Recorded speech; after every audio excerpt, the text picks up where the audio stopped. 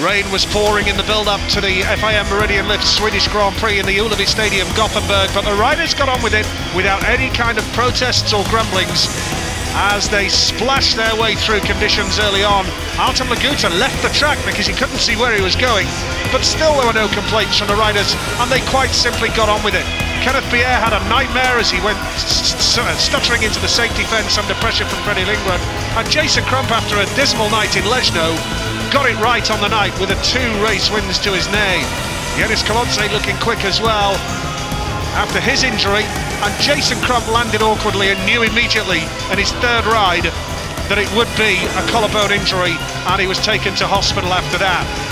The riders continued to race hard though. Hampel and Saifudinov in a terrific race.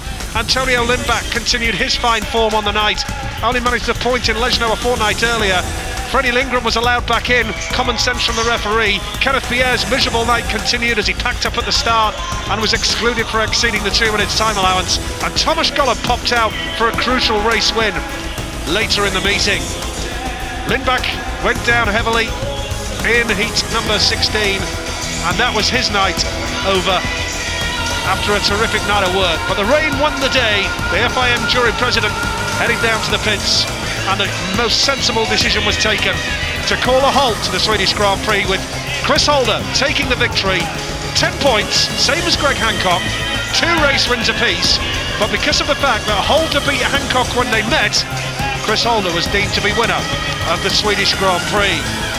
Moves into the top 8 of the World Championship, but Greg Hancock in 2nd place is joint leader after 2 rounds alongside the reigning champion Tomasz Gollop. A great night for Holder, celebrating in style. Swedish Grand Prix done, if not dusted, with the rain coming down heavily. Chris Holder, the happier of the riders.